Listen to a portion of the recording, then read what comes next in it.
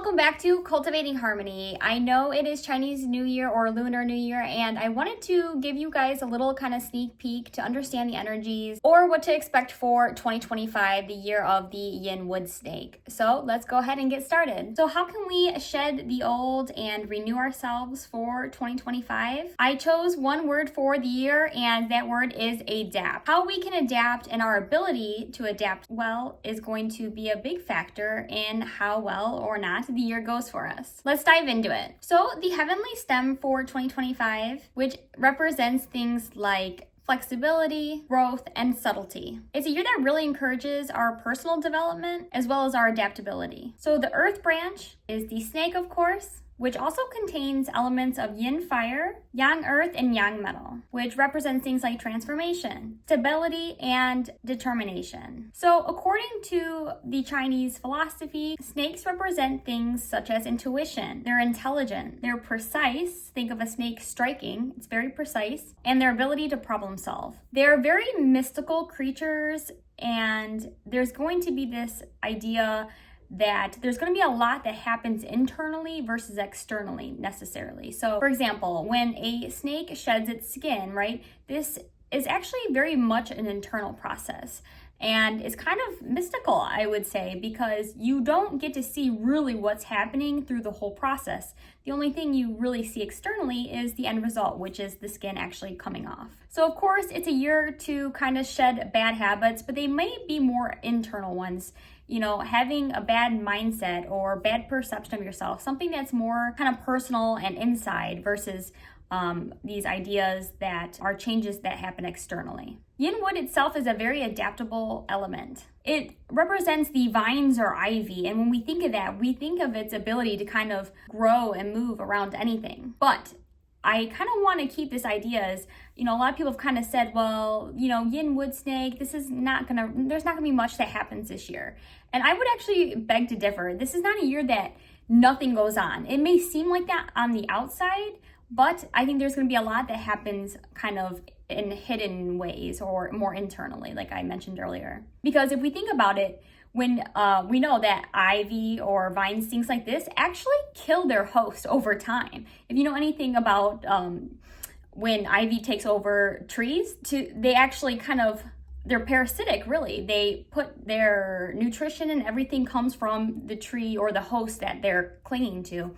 Also, when vines or ivy grow on buildings, they actually start to rot and kind of ruin the structure beneath. The building kind of breaks down, rots, and falls apart. So there is this subtle energy, but I would not say it's weak. I would actually say it's quite powerful. It's just in a different way, a more yin way than what I think most people are used to. And I also see this energy echoed through the body of a snake itself. When you see a snake move or when it's slithering, right, it has a very flexible but fluid movement. It has a quiet, effortless kind of movement to it, but a snake is very particular and precise in where it goes. So even if it's going like this, it's still going to end up exactly where it intended to go. So again, the idea of adaptability, flexibility, fluidity, and that idea that there's a sense of ease or quietness, subtlety to how the year's energy is going to move or behave. So we have to ask ourselves, why do snakes even shed their skin, right? And that's to accommodate growth, remove parasites, replace damaged or worn out skin that can no longer grow with them. So just kind of keep that in mind. Again, because each year's energy is different, we find the most harmony when we're able to work with and in flow or mirror these energies ourselves, you know, and within ourselves. So kind of keep that idea of why does a snake shed its skin? Why is that necessary? And how can we mirror that in our own lives? So how can you accommodate more personal growth or development within yourself? Are there changes you need to make? Maybe they're internal ones, like I mentioned earlier. Remove parasites. Are there things that are kind of leaking out your own energy? Are there things that are just kind of damaged, old, outdated that are holding you back? Okay? Just some things to keep in mind. But most importantly, just like a snake, shedding your skin doesn't happen overnight. It doesn't happen in instant. It actually can take, depending on the species or type of snake, it can actually take days, weeks, even months for a snake to actually fully go through the process of shedding the skin, because all the layers have to separate and then slough off. So again, the change happens or begins where we can't necessarily see between all these tiny little layers. So in the same way, any changes this year that we make should be starting within ourselves. So I wanted to give you guys a kind of couple key takeaways or recommendations to think about going into this new lunisolar year, okay? I would suggest getting very crystal clear on exactly where you want to go. Again, how I mentioned, the snake may kind of go like this, but its destination is always head on. It just doesn't necessarily take that head on way, but it knows where it's going. And so in the same way, we this year need to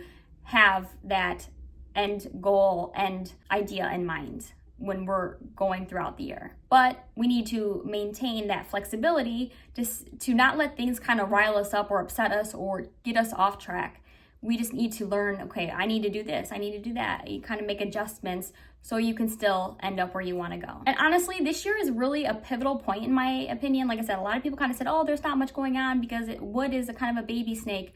But I kind of take this also in terms of the larger period system which we're in, which is we just begun a fire period. This is actually the final wood year that we're in before we enter fire years within a fire period, okay? So this is the year that we're preparing to light the wood on fire. We're kind of stoking, getting that fire started. And if you haven't seen my period 9 video yet, make sure you catch that. But we're going to be in for rapid changes, a lot of, let's say, excitement or agitation.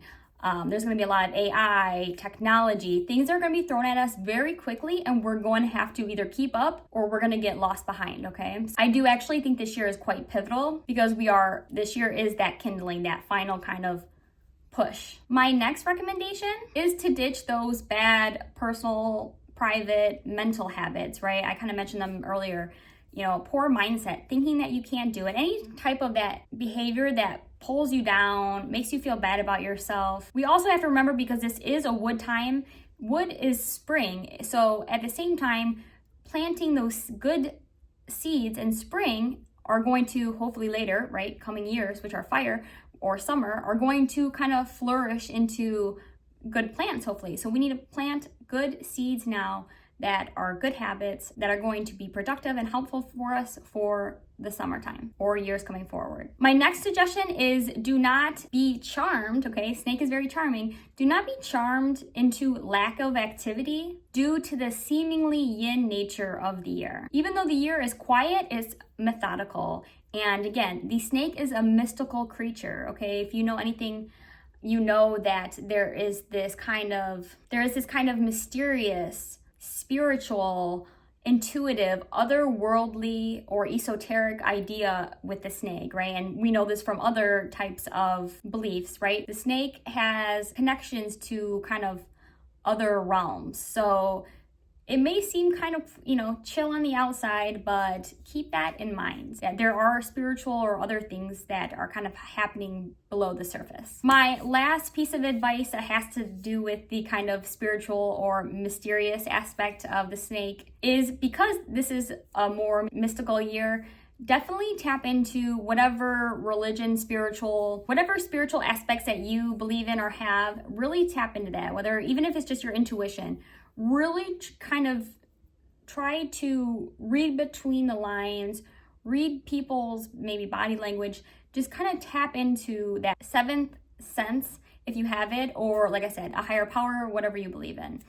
Because I do believe that it's going to be an important year to do so, especially with all the technology that will be coming our way that we haven't maybe been exposed to before. Okay, so that's all I have for the year of the wood snake. I hope you guys are ready. Have a great Chinese New Year. If you have any questions or want to share any of your thoughts on the year of the snake, go ahead and leave them below. Again, make sure you catch my period 9 video, because that gives actually a 20-year idea of this kind of larger cycle that we are within right now. So yeah, all right, make sure you subscribe as well and catch me on my other platforms. I'm on Instagram, TikTok. All right, thanks you guys. See you.